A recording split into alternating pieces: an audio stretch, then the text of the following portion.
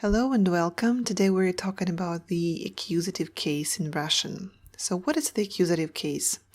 As you might remember, the accusative case is the form that the direct object of the sentence takes. And you might ask, what is the direct object? Let's have a look at the sentence. John loves Anne. John is the subject of the sentence. His name comes first. Then comes the verb. And then comes Anne's name. That's why we know that her name is, she is the object of the sentence. If we shift places of these words, now Anne will be the subject and John will be the object of the sentence. He will be one loved and she will be one in love. And we know it only through the word order itself, because in English it's strict. But in Russian, word order is flexible. You can shift words around in the sentence and the meaning will not change. Let's have a look at the same example in Russian. So we have two names, Ivan, corresponding to John, and Anna, Anne. Ivan любит Анну. John loves Anne. You see that Anne's name got an U and an U. That was not in her original name. We marked the object of the sentence. And now, even if we change places of these words, the role of the word will be the same. Anyway, John will be in love and Anne will be loved and he will be the object of the sentence, just because of the ending that we marked. It's called the accusative case. So what about the usage of the accusative case? First of all, we said that this is the direct object of the sentence. But there is one more important usage, and it's to talk about the direction of movement. In English, for these purposes, we use prepositions to, into, onto, to mark the direction. In Russian, we use prepositions na and v, plus the form of the accusative case. Again, let's have a look at some examples. Школа, school. It's the dictionary nominative case. But if you say that I go to school, it sounds Я иду в школу. So we put the preposition в, and the ending of the word школа has changed to у, школу. Right? Then another example, работа, work, job. If you want to say I go to work, it's Я иду на работу.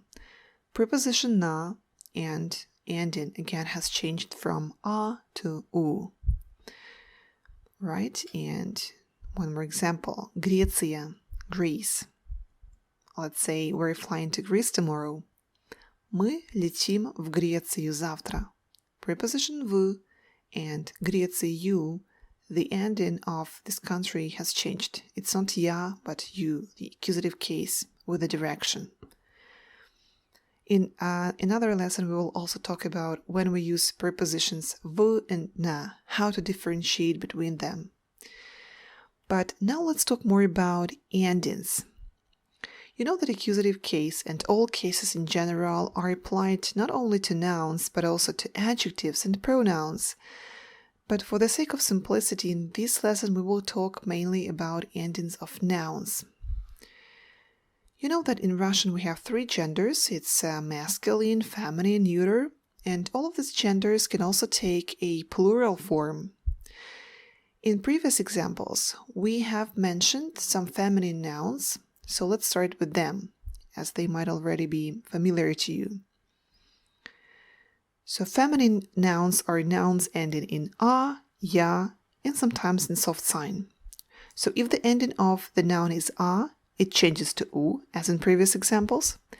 Ya changes to u, as with Grecia, Greece. And if the word ends in soft sign, it doesn't change. Again, let's see the examples. Чашка, a cup. Let's say I had a cup of coffee. Я выпил чашку кофе. Чашка is an object of the sentence, and naturally it took the ending u.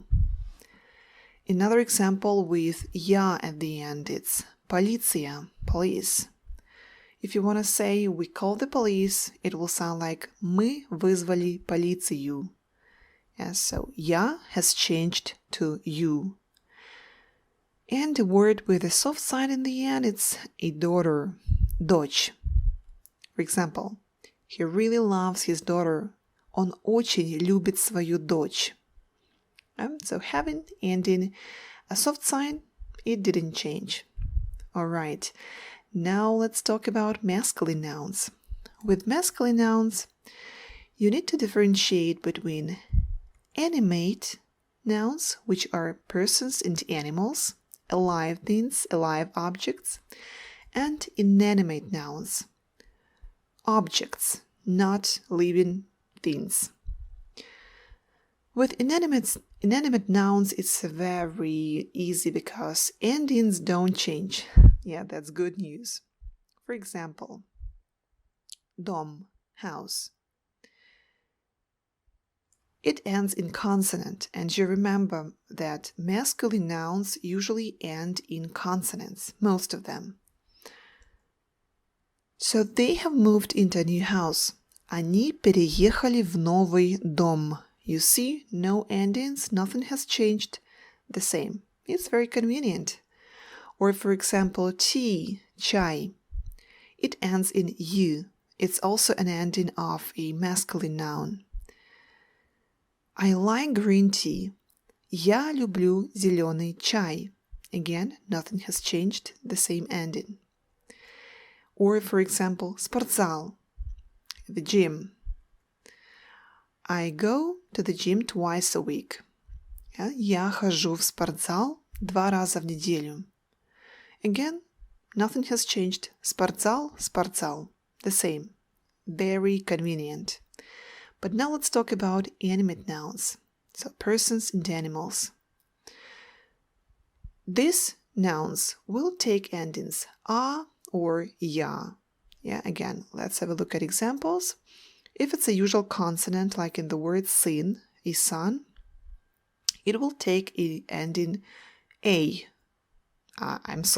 Ending a. So, mom is hugging her son. Мама обнимает своего сына. You see, this word сын, it's a person, and in the accusative case, it took an ending a, сына. All right.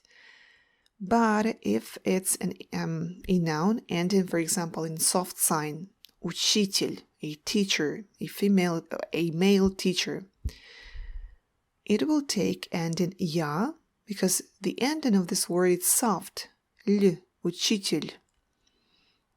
I have found a good teacher of English. Я нашла хорошего учителя английского. Учителя instead of учитель. Right, and one more example. Let's say that his name is Andrew, as one more ending of a masculine noun, y, and it will also take ending я in the accusative case. Я знаю Андрея с детства. I've known Andrew since my childhood. So y has changed to ya. All right, and we move on to the next one, and it's neuter nouns. Actually, there is also a division with neuter nouns into animate and inanimate objects, but the majority of them, just 99% of neuter nouns are inanimate objects. And for the sake of simplicity, let's talk only about them. So for inanimate objects, endings don't change. That's also very convenient. So, for example, море, yes, ending ye, it's the sea, and ending ye, as you know, is a typical ending of a neuter noun. It will not change. For example, we go to the seaside in June. Мы едем на море в июне. Yeah, so we talk about the direction. That's why we use the accusative case. We have a preposition na in the same ending ye and in the original word. Or another example, it's summer, лето, and an ending O, also a typical ending of a neuter noun. I really like summer. Yeah, that's my favorite season. So, я очень люблю лето. Again, the ending hasn't changed. Alright, in the last example with coffee, yes, coffee in Russian. I drink coffee every morning. Я пью кофе каждое утро. Again, nothing has changed. It's an inanimate neuter noun. And the last is about plural nouns. And with plural nouns, there is also a division in animate and inanimate objects. And it's quite, a big topic about animate objects. So we will take it for the second part of this video. And in this part, we will talk about inanimate objects. And again, good news. As you might have noticed with inanimate objects in masculine and neuter, the same in plural, endings don't change. Yeah, so we have animate nouns, but with inanimate, endings don't change. For example, flowers, цветы, yes, ending «и», very common with plural nouns. Andrew gave Kate the flowers. Андрей подарил Кате цветы. Again, nothing has changed. Or our Russian national dish, блины, pancakes. For example, Granny has cooked delicious pancakes. Бабушка приготовила вкусные блины. Again, nothing has changed. Блины in both cases, in nominative and accusative. Or, for example, деньги. Ending «и», another common ending of the plural form. And money in Russian is always plural. Yeah, and for example, he spent all the money. Он потратил все деньги. Yeah, so again, the ending hasn't changed. So I hope that this was useful. And in the next part, we will talk about the endings of animate plural nouns. Thank you very much for watching. Спасибо. And see you the next time. Goodbye.